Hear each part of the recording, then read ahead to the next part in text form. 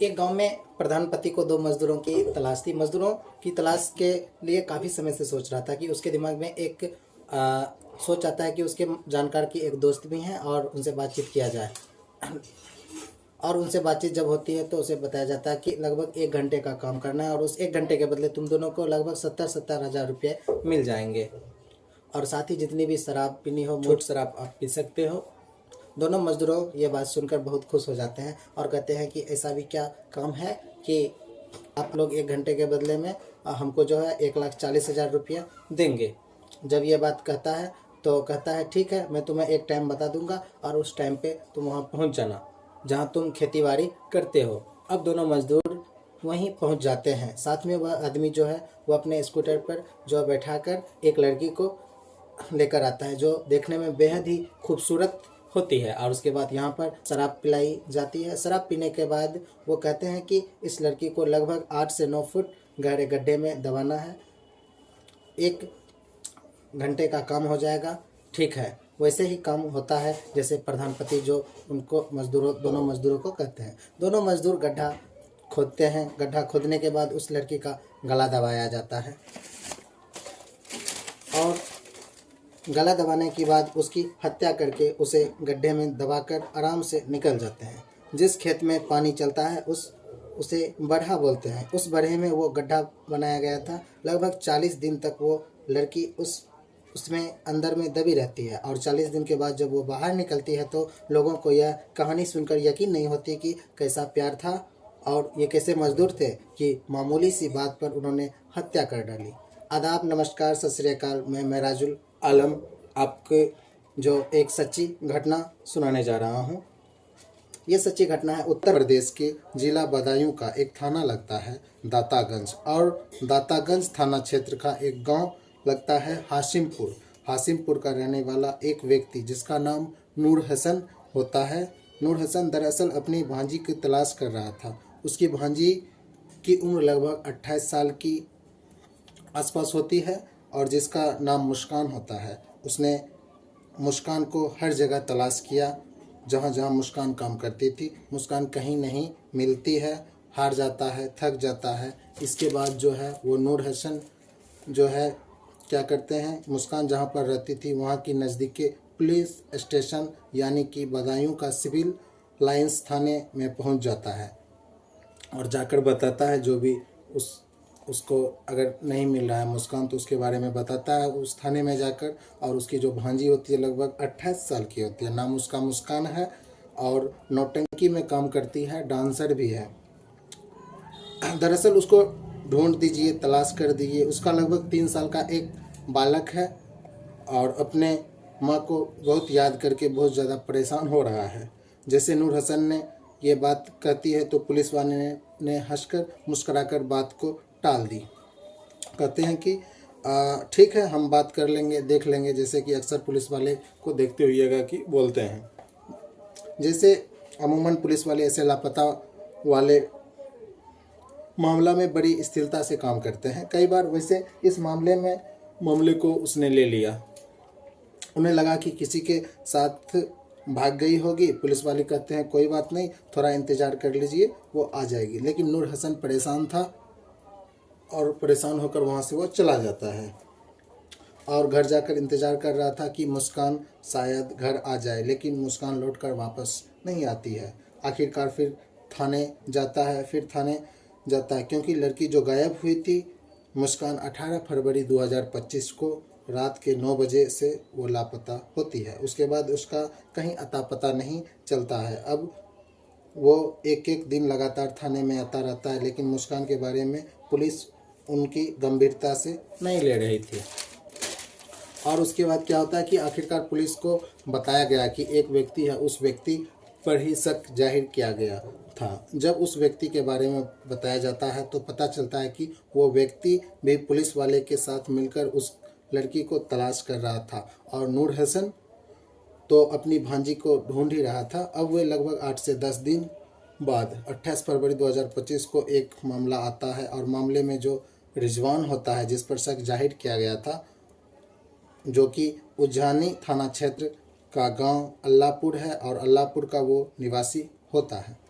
28 फरवरी 2025 को पुलिस उसे किसी मामले में गिरफ्तार करती है और गिरफ्तार करने के बाद उसे जेल भेज देती है। अब वो आरोपी था जिस पर शक जाहिर किया जा रहा था। पुलिस उसके बारे में जब पता करती है तो वो जेल जा चुका होता है। आखिरकार उस नूर हसन ने पुलिस के बार बार रिक्वेस्ट की तो पुलिस वाले भी थोड़े इसके बात को लेकर गंभीरता जताई और एक FIR दर्ज कर लेते हैं। सिविल लाइन्स थाने में 0099/2025 भारतीय न्याय संहिता के धारा 140 के तहत मुकदमा दर्ज कर लिया जाता है। दरअसल इस मुकदमे के धारा में ये बताया जाता है कि हत्या या फिरौती के लिए किसी का अपहरण करना, वो व्यक्ति जेल चला जाता है।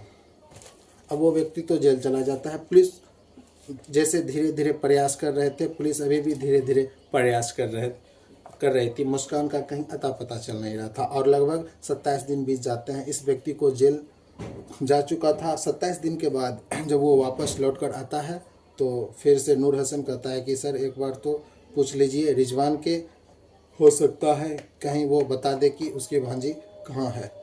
लेकिन जब पुलिस वाले को लगता है कि ठीक है इससे बातचीत करते हैं, 23 दिन जेल में रहने के बाद जब वापस लौट कर आता है तो आखिरकार उससे पूछा जाता है। तो पूछने के बाद पता चलता है कि दरअसल रिजवान की एक बीवी है जिसका नाम जैनब है। जैनब जो कि अल्लाहपुर गांव की प्रधान है और इसको जो है पति को प्रधानपति बुलाया जाता है। जैनब प्रधान क्योंकि महिला की आरक्षित सीट होती है। गांव के किसी व्यक्ति ने बताया कि इसने जो उनके पति जो थे उनके 2 शादियां हुई थी और पहली जो शादी हुई थी वो जैनब से थी और दूसरी शादी जो उसने की है वो उस लड़की से की है जिसका नाम मुस्कान है और उसका एक बच्चा भी है जो लगभग 3 साल के आसपास का है और वो रिजवान का ही बच्चा है। पुलिस ने तब इस मामले को और गंभीरता से लेने के बाद आखिरकार रिजवान जब जेल से छूटकर आता है तो पुलिस उससे हिरासत में ले लेती है और उससे पूछताछ करती है, फिर सख्ती से पेश करती है और आखिरकार जो है रिजवान पुलिस के सामने पूछताछ करती है, फिर सख्ती से पेश करती है। आखिरकार रिजवान पुलिस के सामने कुछ कहानी सुनाता है। कहानी इस तरह शुरू होता है। साल 2020 की ये बात है जब मुस्कान नौटंकी में काम करती थी और वहाँ पर डांस किया करती थी। देखने में तो सुंदर ही थी लेकिन डांस भी बहुत अच्छा किया करती थी, इसलिए रिजवान को इस पर दिल आ जाता है। ऐसा कोई प्रोग्राम नहीं होता था मुस्कान का कि जहाँ पर रिजवान शामिल नहीं होता था। दोनों की अब आंखें चार हो जाती है, दोस्ती हो जाती है। दोस्ती कुछ ज़्यादा ही गहरी हो जाती है जब इन दोनों ने फैसला लिया। अब से 2025 से पहले 2021 में 4 साल लगभग पहले की बात है, दोनों ने फैसला लिया कि शादी कर लेते हैं और ये खुद भी शादीशुदा होते हैं। इसके बावजूद भी ये मुस्कान से शादी कर लेता है। अल्लाहपुर गांव की प्रधान होती है साथ ही, और शादी करने के बाद जो इसकी एक पहली बीवी जो होती है वो अल्लाहपुर गांव की एक प्रधान होती है। साथ ही जो है दूसरी बीवी होती है जो बदायूं के सिविल लाइन्स थाना क्षेत्र के जहानाबाद गालम पट्टी में उसको रखता है और वो रहती है। सब कुछ ठीक चलता है ज़िंदगी में, एक अच्छा सब चीज़ चल रहा होता है सब कुछ, और एक बच्चे भी पैदा हो जाते हैं। लेकिन कुछ वक्त बीतने के बाद लगभग 3-3.5 साल के बाद आसपास जो बीतने के बाद जो है प्रधान जी यानी जैनब को इस बात का पता चलता है कि उसके पति ने दूसरी शादी कर ली है और में इसी बात को लेकर कभी ना कभी कलेश होता था, लड़ाई झगड़े होते थे और एक लड़ाई झगड़े का रूप जो है धीरे धीरे बढ़ने लगता है और यानी प्रधान जी जो है अपने ही पति के साथ झगड़ा करने लगती है। प्रधान जी के पति जो है वो परेशान हो जाते हैं। उधर वो अपनी बीवी के पास जाता है तो बीवी भी दूसरी वाली बीवी जो है उससे झगड़ती है और पहले वो महीने की 10,000 रुपये खर्चा मांगा करती थी, लेकिन बाद में उसने रकम बढ़ाने लगी और उसने कहा कि 40,000 रुपये से कम नहीं लूँगी। इसने 40,000 की डिमांड की। अब वो समझने लगता है कि इतनी इनकम, वो अपनी दूसरी बीवी को मुस्कान को यानी समझाता भी है कि हमारे पास इतनी इनकम नहीं है, मैं कहाँ से इतना डिमांड तुम्हें पूरा करूँ। घर जाता है तो उसकी पहली, और वो जब अपने पहले बीवी के पास जाता है तो वो भी झगड़ती है और यहाँ भी उसके साथ दिक्कत आता है। लगातार उसके पीछे पैसे की डिमांड रहती है। तब इसने फैसला लिया कि क्यों ना इसे रास्ते से हटा दिया जाए। उसने मुस्कान को रास्ते हटाने के लिए 2 मजदूर को तलाश करना शुरू कर दिया कि आखिरकार दो मजदूर ऐसे मिल जाए जो राज भी कभी ना खोले। आखिरकार उज्जैनी थाने क्षेत्र का गांव नरो लगता है। वहां के राम अवतार और राकेश साहब जो दोनों ही खेती बाड़ी करते थे, गांव के ही रहने वाले, रविंद्र की खेत में वो फसल जो है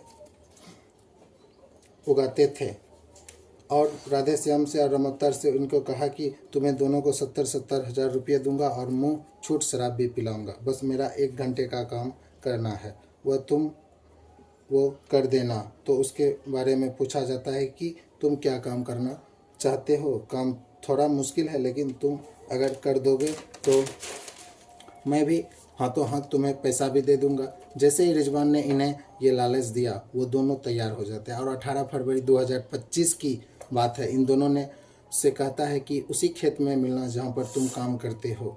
दरअसल उसी खेत में वो पहुँच जाता है अपनी पत्नी मुस्कान को लेकर, जो इसकी बीवी होती है। बच्चे को वो अपने घर पर ही छोड़ देते हैं। वहाँ पहुँच जाते हैं। पहुँचने के बाद उसकी पत्नी बार बार पूछ रही थी कि यहाँ गांव में जंगल में हुआ क्या करने आए हो? वो कहता है कि जल्द ही तुम्हें एक राज खुलेगा तो पता चल जाएगा। जहाँ वहाँ पहुँचते हैं तो कहते हैं भाई जितनी शराब पीनी है शराब पिए, लेकिन इसका कत्ल करना है। जैसे ही मुस्कान को ये पता चलता है कि उसका कत्ल होने वाला है, उसको मारा जाने वाला है, वो वहाँ से भागने की कोशिश करती है, लेकिन तीनों ने उसको जकड़ लिया, पकड़ लिया और दुपट्टे से उसका गला तब तक घोंटा जब तक कि मुस्कान मर नहीं जाती। और मुस्कान का जो है जब उसका प्राण निकल ना जाए तब तक उसको जो है दुपट्टा से उसके गला को घोंटा जाए। आखिरकार मुस्कान मर जाती है। मरने के बाद फिर से शराब वगैरह वो सब पीते हैं। उसके बाद क्या करते हैं कि उसी जो है बरहे, जिस बरहे में लगातार पानी चल रहा था, उसी बरहे में 8 फुट का गड्ढा खोदा जाता है और गड्ढा खोदने के बाद तीनों बारी बारी से इस लड़की को उस गड्ढे के अंदर दफन कर देते हैं।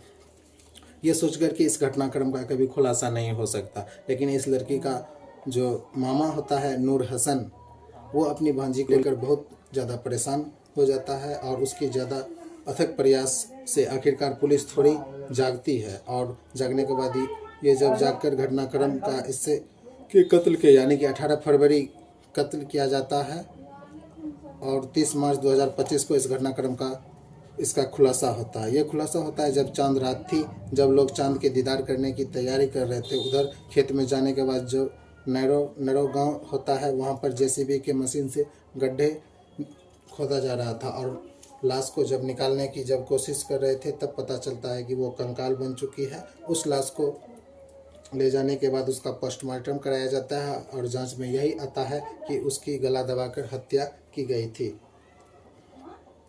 ये सचमुच यही इस मुस्कान की ये सचमुच ये इस मुस्कान की ही लाश है? इसके लिए उसके छोटे बेटे का डीएनए टेस्ट कराया जाएगा और डीएनए रिपोर्ट का साथ ही इस महिला के जो डीएनए सैंपल लिया गया है उसके साथ मिलान किया जाएगा, जो देखने के लिए ये पुख्ता करने के लिए ये सचमुच मुस्कान है या नहीं है। फिलहाल पुलिस ने इन तीनों आरोपियों को, जिसमें रिजवान, राम अवतार और राधे श्याम को गिरफ्तार कर लिया गया और गिरफ्तार करने के बाद इनको जेल भेज दिया गया है। इस घटनाक्रम पर जब खुलासा होता है तो लोगों को यकीन नहीं हो रहा था। लोगों ने ये अंदाज़ा लगाया कि जब रिजवान जेल जा रहा था 28 फरवरी 2025 को, तब वो छोटी सी मामूली सी धारा थी। उसने जानबूझकर वो धारा को जो है वह चाहता तो वकील से कहकर अपनी जमानत करा सकता था, लेकिन वह जानबूझकर अपनी जमानत नहीं कराया क्योंकि वह चाह रहा था कि वह जेल चला जाए और जेल जाएगा तो फिर उससे पीछा छूट जाएगा। लेकिन इससे नहीं पता था कि जैसे ही वह जेल से छूट के आएगा उसके बाद पुलिस इस मामले को गंभीरता से ज़रूर लेगी। और वैसे भी कहा जाता है कि क्राइम को कितना भी शातिर क्यों ना करके किया जाए, देर सवेर वह खुलकर सामने आ ही जाती है। कभी क्राइम छुपता नहीं है और इस कहानी में भी ऐसा ही होता है। दोस्तों, इस पूरे कहानी को, घटनाक्रम को सुनाने का मतलब मेरा उद्देश्य किसी को नुकसान करना नहीं है, किसी को दिल को दुखाना नहीं है, बल्कि आपको जागरूक करना है और आपको सचेत करना है। जय हिंद, जय भारत।